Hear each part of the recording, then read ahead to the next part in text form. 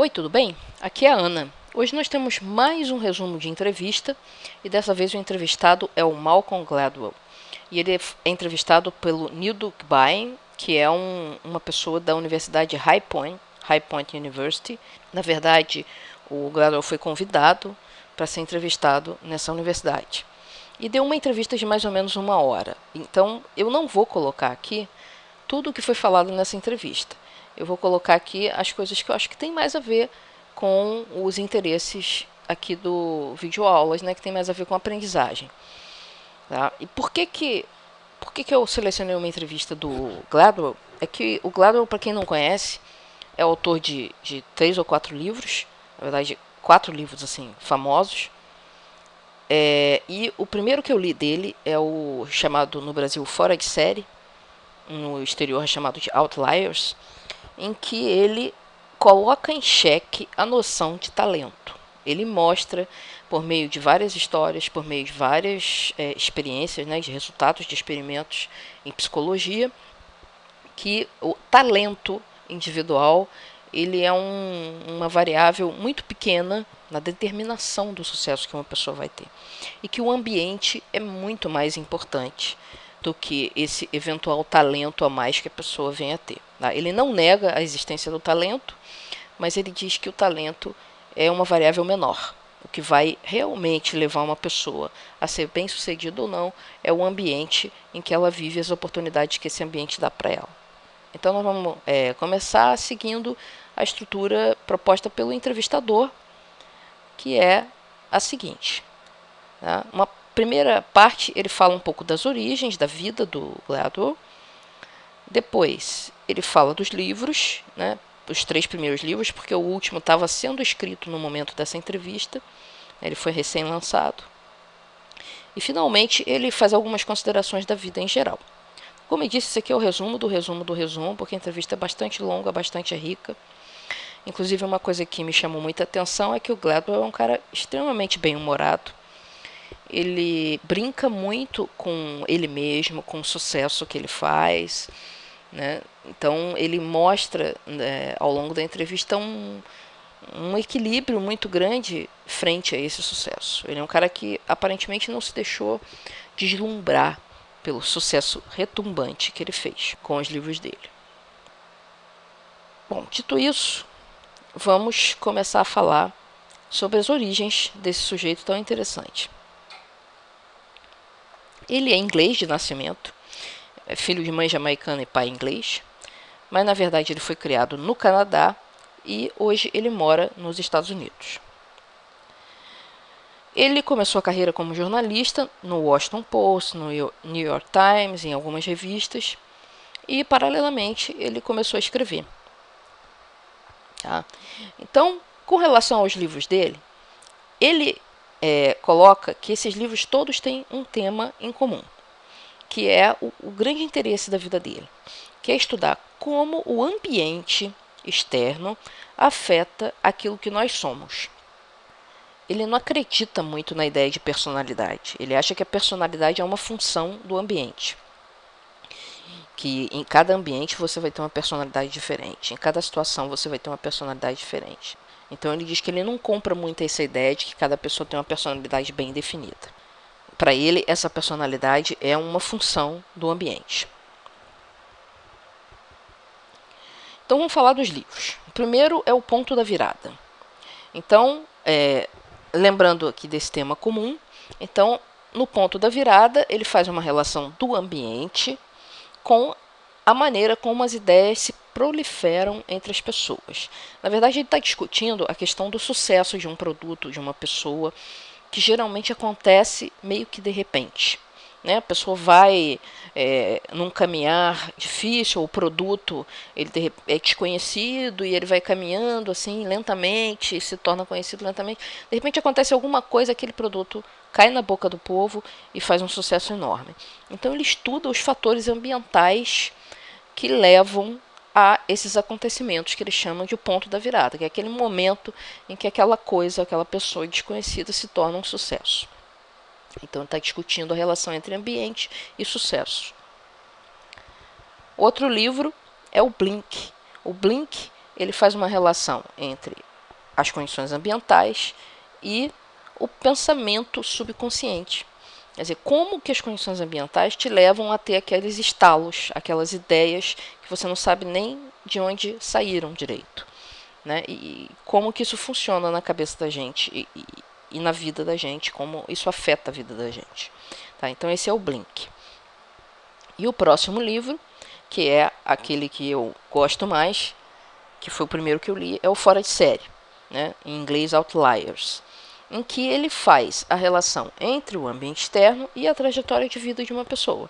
Então, como eu disse, ele estuda casos de sucesso, ele estuda dados de psicologia cognitiva, de neurociência, para mostrar que, na verdade, o ambiente é muito mais forte em determinar o sucesso ou não de uma pessoa do que um eventual talento excepcional.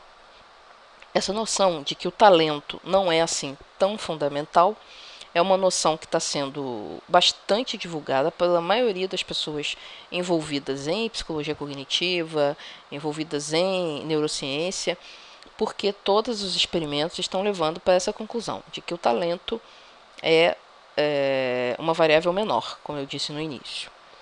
Tá? Então, esse é o livro que eu acho que, para a audiência do videoaulas, tem mais interesse, porque fala muito dessa coisa do sucesso pessoal. Como você constrói uma vida bem-sucedida usando os elementos ambientais a seu favor. Agora vamos falar de algumas considerações que ele fez durante a entrevista sobre a vida em geral.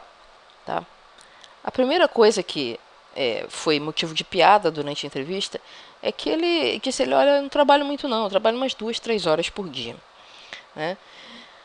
Não sei o quanto isso aqui é acurado, mas o que acontece é que pessoas com uma atividade intelectual muito intensa, elas confundem um pouco o trabalho com o lazer, e aí de repente o cara está dizendo assim, olha, eu sento para escrever 2, 3 horas por dia. Mas, à tarde, ele está lendo um livro que tem a ver com o que ele está escrevendo. Ele está trabalhando ou não está trabalhando?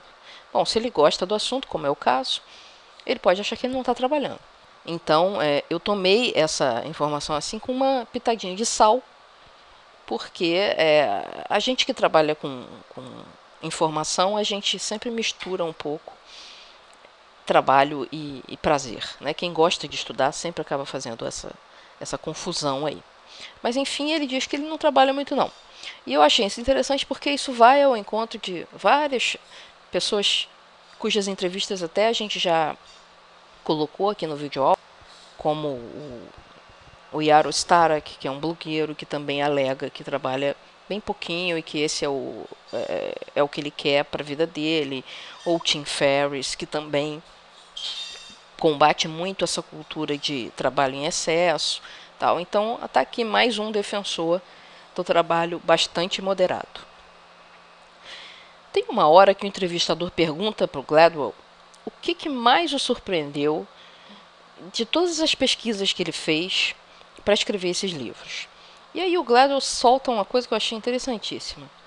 É que ele diz assim, olha, as pessoas são muito melhores do que eu imaginei. Na verdade, a conclusão a que ele chega depois de toda essa pesquisa sobre a psicologia humana é que as pessoas são fundamentalmente decentes, as palavras dele, né? Que no fundo, as pessoas são boas e que eventualmente fazem besteira, mas que a essência do ser humano é uma essência boa. Tá? Então essa é a conclusão que ele chegou depois de tanta pesquisa sobre psicologia. Eu achei bem interessante essa coisa, eu concordo com ele até um certo grau. Eu não sei se eu concordo 100%, mas eu tenho essa tendência também, a achar que as pessoas, fundamentalmente, elas são boas. Eventualmente, elas se metem em apuros. Mas, no fundo, elas são bem intencionadas. E uma outra pergunta que o entrevistador faz é o que leva o Gladwell, o que ele acha que é o fator que leva ele a ter esse pensamento tão diferente dos outros. Se você for ler um livro do Gladwell, você vê que ele tem uma abordagem muito diferente, ele enxerga as coisas de um ponto de vista diferente. E aí o entrevistador fala, por quê? Né? Como que você conseguiu chegar a isso? Aí o Gladwell fala o seguinte, que ele acha que o fator que pode ter influenciado mais nessa característica dele é o fato dele ser de uma família de imigrantes, né? E que esse aspecto da migração é muito forte, porque veja, a mãe migrou da Jamaica para os Estados Unidos, o pai morou na Jamaica, era inglês, mas morou na Jamaica, depois foi morar no Canadá.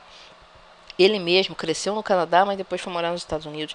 Quer dizer, ele estava sempre meio deslocado do ambiente em que ele estava morando. Ele nunca era 100% local, 100% daquele lugar. E essa espécie de desajuste que é comum em pessoas que são migrantes acaba mostrando o mundo sob uma outra perspectiva. Quer dizer, o cara que chega de fora, ele enxerga aquela comunidade com uma outra perspectiva, enxerga as coisas com uma outra perspectiva. E essa característica acabou se traduzindo numa maneira diferenciada de ver o mundo. Então, na opinião dele, é isso que leva ele ter essa característica de olhar certos dados, certos fatos com uma ótica diferente da maioria das pessoas. Outra pergunta interessante que o entrevistador fez é sobre as vantagens de ter esse sucesso retumbante, que obviamente se traduziu em sucesso financeiro, tá? Além dessa coisa de trabalhar só 2, 3 horas por dia. Então, ele fala que a grande coisa é a liberdade com o tempo. Ou seja, ele escolhe o que ele vai fazer, na hora que ele vai fazer. Ele não tem mais a obrigação, por exemplo, de escrever um artigo por dia no jornal, ou um artigo por semana na revista. Né? Ele faz no tempo que ele acha adequado, no momento que ele está à vontade para fazer aquilo, e que essa é uma das grandes vantagens dele ter sido tão bem sucedido com os livros dele. E uma outra coisa que eu achei muito interessante também, que é a confiança, ou a autoconfiança. Quando a pessoa começa a fazer sucesso, ela começa a se sentir confiante do trabalho dela. E aí a pessoa fica menos ansiosa e começa a se divertir mais com o trabalho. E ele diz que esse é o caso dele. Quer dizer, hoje ele trabalha muito mais relaxado e ele se diverte muito mais com o que ele faz, porque ele tem uma confiança muito maior de que o trabalho dele vai ser bem recebido. Então ele aponta essas duas vantagens do sucesso que eu achei muito interessantes e que eu me identifico muito com isso,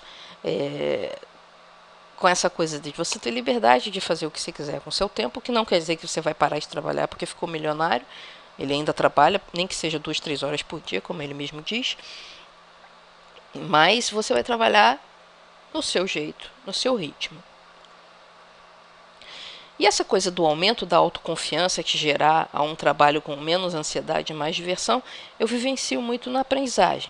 Quer dizer, quanto mais bem sucedida em desafios de aprendizagem, mais confiança eu tenho de que eu posso enfrentar o próximo desafio. Tá? E eu vejo isso acontecer com outras pessoas também. E eu também sinto que eu vou para o próximo desafio com menos ansiedade, porque eu sei que eu vou dar conta. E a coisa acaba se tornando mais divertida. Isso aqui é muito importante para a aprendizagem em geral. Por quê? O que acontece quando uma pessoa começa a encontrar muita dificuldade para aprender? Ela perde a confiança de que ela vai conseguir, ela fica com a autoestima baixa e ela fica ansiosa porque ela não sabe no que aquilo vai dar. E aquilo não é nada divertido. Essa sensação de incompetência não é nada divertido. Então, se você consegue, no ambiente de aprendizagem, estimular a sensação de competência, você diminui a ansiedade de quem está aprendendo e torna a aprendizagem uma coisa mais leve, mais divertida. E isso está muito ligado a uma coisa que foi discutida nos primeiros vídeos que eu fiz em cima do livro do Willingham. Quem não estiver acompanhando, vai ter o link lá no blog, cujo link está embaixo desse vídeo. Então, nesse vídeo, que foi um dos primeiros que eu fiz, se não foi o primeiro, é discutido justamente essa questão do limiar entre o difícil demais e o fácil demais. Quer dizer, fácil demais fica chato, difícil demais deixa a pessoa irritada, com baixa autoestima, e ela desanima. Então você tem que achar um meio termo entre o fácil demais e o difícil demais, que é justamente a zona de aprendizagem ideal. Então, nessa zona de aprendizagem ideal, a pessoa aprende com um certo conforto e vai ganhando aos poucos confiança na sua capacidade de aprendizagem. e com isso vai aumentando a sua própria capacidade de aprendizagem. Então é um círculo virtuoso aqui. Então eu gostei desse comentário dele justamente porque faz a ligação com aquilo que o Willingham discute no livro dele. Tá? Então era isso, gente. A entrevista em si, ela tem muito mais coisa, tá? É uma entrevista, como eu disse, de 1 hora. Eu vou deixar o link para a entrevista original, para quem consegue entender inglês, ouvir, porque é uma entrevista interessante, é uma entrevista leve, engraçada, porque o Gladwell é muito bem-humorado, muito engraçado, e vale a pena assistir. E vou deixar também o link dessa videoaula em que eu falo sobre a necessidade de que uma tarefa de aprendizagem não seja nem fácil demais, nem difícil demais, para que a pessoa vá aprendendo e ganhando confiança na sua capacidade de aprendizagem. Tá certo? Então eu espero que essa entrevista, né, esse resumão do resumão dessa entrevista, tenha despertado o seu interesse pelo Malcolm Gladwell. Eu sugiro, se você está interessado, como eu imagino, em aprendizagem, eu sugiro a leitura do Fora de Série, porque é um livro que tem muito a ver com como a pessoa alcança a maestria em alguma coisa. E para alcançar a maestria, você tem que aprender muito. Então eu vou ficando por aqui com relação a esse resumo da entrevista do Gladwell e aguardo seus comentários, suas sugestões, suas perguntas, suas críticas lá no blog, certo? Muito obrigado por ter assistido e até a próxima.